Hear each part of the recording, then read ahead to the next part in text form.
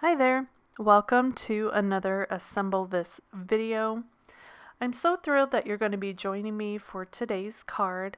It's all about scene building and creating a sunset background using some distress inks and rubber stamps. I'm just using some basic supplies to create this beautiful and serene scene. I'm featuring the No Better Words December 2020 stamp set from Unity Stamp Company. There are lots of little images in this kit to create a tree scene, plus a variety of supportive, sympathy, and all occasion sentiments. I'm starting out with some Strathmore Bristol Smooth paper. This is a sturdier paper with a super smooth surface, perfect for ink blending. I'm just tacking that down in my MISTI with some repositionable adhesive so it doesn't move. And then I'm just lining up my stamp here. I have a transparency down over my paper. I just want to make sure the placement of my trees is where I want it before I permanently stamp it on my paper. So it just gives me an idea and I can move it around or realign my stamp if I need to. Next, I grab some VersaFine Clair ink in black. And I'm just going to stamp that down, make sure I get a nice solid impression. Now I'm using that transparency one more time. I'm going to slide my paper over so I can get a solid tree line, kind of a horizon line of trees.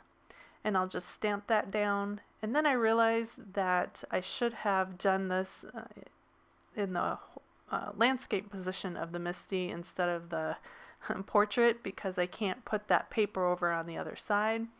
So I just turned everything sideways, re-stamped my tree image on that transparency, and I'm relining everything up again, and I'll stamp a tree on the other side. There's lots of ways to use this tree line. I could have done it, two stamps and just lined them up that way.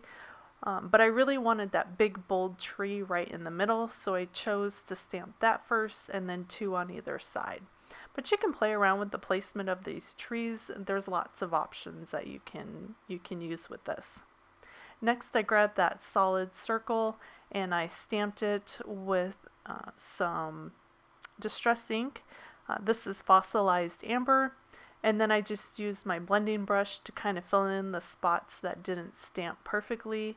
It's a great way to create a bit of depth in the image or in the sun in this case. That way you kind of get some dark spots and light spots and then just kind of fill it in with blending. Next, I'm grabbing some of the clouds. There's 3 sizes of clouds in this kit and they're all kind of meant to work together or separately. I started out with the larger cloud, went to the medium-sized cloud, and then I'm going to connect them with this long, skinny cloud. I just like the way it kind of mimics the way clouds will kind of get wispy and long in the sky. And that was done with some hickory smoke. And then I'm just going to go in and start with some blending. Again, I'm back to that fossilized amber. I'm using some of my smaller blending brushes because I wanted more of a line look. You can use the bigger blending brushes if you don't have the smaller ones. It'll work out fine. Your lines, though, won't be as fine and narrow like mine are. Next, I'm just going to go in and add some of my blue sky, and I'm using tumbled glass for that. I started out with one of my tiny blending brushes and I was like blending with a toothbrush. I wasn't getting anywhere, so I grabbed my larger blending brush and now I can get a much larger surface blended with a little bit less effort. And I'm just building up the color. I'm doing light layers and just doing layer after layer after layer to kind of build up the vibrancy of the color. And that way I don't get really stark blotchy colors when I lay that down. I kind of do it lightly so I can build up the color and it's a nice even blend. The Bristol Smooth paper really helps with that blending process. Next, I'm coming in with a bit of Festive Berries. I'm going to add some red to my sunset. And again, using one of my smaller blending brushes so I can get some lines of color. And then just blending that out a little bit with the tumbled glass. Just kind of blend it all in.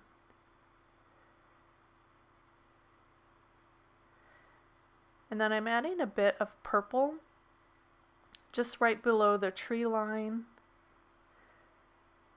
I did some Googling of sunsets just to get some ideas of what colors are in the sky when the sun starts to set and you get that big, the vibrant change of colors. And the main colors were blue, yellow, red, and purple. And so that's what I ended up using for my scene here. Next, I'm going to kind of blend those clouds out, kind of make them a little more wispy. So I'm using that hickory smoke again. There's lots of layering going on and building up the colors in this background. I just really wanted a depth of color and a depth of scene, so I'm just building layer after layer. If I see something that I need to redo or just add more color to, I'm just going over it one more time. So that's how I ended up getting such a nice deep color of the sky, is because I'm doing lots of layers of blending. I added a little bit of that hickory smoke behind the tree line, and then I did a bit above the sky as well to kind of create a vignette around the image. Next, I'm going to work on the grass here, and I'm just using one color for that. I am using the peeled paint, and this one I did want to have splotches of color because I wanted some variation in that grass. And so sometimes I put it down heavy, sometimes I put it down light, and now I'm just going over with a nice light even blending of that grass color peeled paint. Next, I wanted to add a bit more blue and deepen up the shadow behind the trees. So I grabbed faded jeans, and I'm just doing that right behind the tree line, a little bit actually into the grass line, and then behind the trees as well. And then just to really darken everything up, again to make it feel like the sun is setting, I'm using a bit of black soot, and I'm creating a vignette around the entire page, or the entire grass area, and the trees. I wanted to darken those up so they almost created like a dark shadow of tree line. And then last, I kind of wanted some of that dimension back in those clouds. So I picked up my hickory smoke one more time, and I'm just stamping over all the blended clouds that I have there. This has a dotted effect to the clouds, so it just creates, again, a bit of dimension and texture to those clouds that I kind of lost in the blending process. And last, we just have that nice thin line of clouds, and I'm going to connect some of the clouds in the sky and add some wispy lines of clouds. And then I'm also going to use it to kind of define the horizon line and make it look like there's some trees or bushes in the background behind the trees. And I just use that to kind of blend the different horizon lines of the tree stamp as well. So in the process of doing all that blending, I kind of lost the lines of the stamp. So I probably could have done the blending first and then came back in and did the stamping afterwards. Would have made my life a lot easier by doing that, but I didn't know.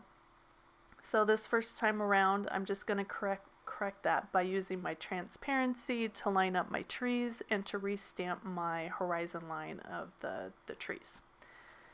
And the transparency really helps with that, so I don't get too much of a shadow or shadow stamping, and it just helps to line those trees up so they go over exactly where they were the first time. And you can tell the difference in restamping that image. It just really created the definition of those trees and really popped the black color once again. Now I'm just going to add in a few little birdies to the tree line and then my sentiment. This would have been beautiful as a sympathy card, but I didn't need one at the moment. I did need a birthday card, so there is a birthday sentiment included in this kit, and that's what I decided to use. But there's so many different sentiments in this kit that are just perfect for lots of different occasions, so you're sure to find one that you can use for what you need at the moment. Now I just die cut that down, and I'm going to glue that directly down onto some black cardstock. And then I'm just going to mat that with a thin layer of that black cardstock. I just want a thin border just to kind of help it pop against the card front, which is white. And I'm just going to use my trimmer to trim that down, just kind of eyeballing it.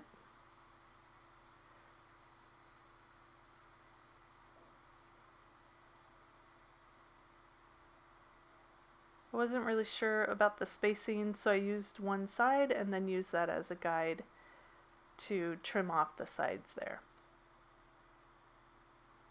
Perfect.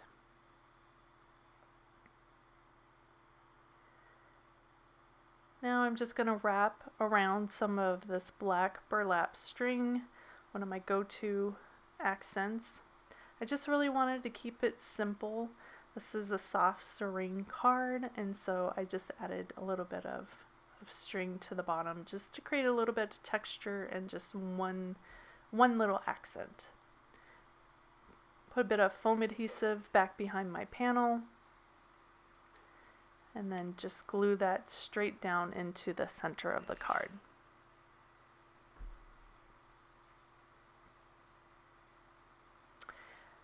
And then I thought at the last minute, I always like a little bit of sparkle, so I thought I could create a bit of sparkle from the sunset. And I'm using my Wink Stella to create that sparkle. You do have to be extra careful because it will pick up that distressed ink and kind of move it around. So that's why you see me dotting this onto my paper rather than swiping and blending, because it would move the color. And you can see that Wink Stella in the background there, and it'll dry a little bit clearer and not so stark. So this is the finished card with a very soft and serene feel. You can almost feel the sunset going down. And even though I chose a birthday sentiment, there's lots of different occasions you could use this set for. I'll have all the supplies linked in the description of this video. If you have any questions or a sweet comment, post below. Thank you so much for creating with me. I hope you were inspired, and I'll see you next time. Bye.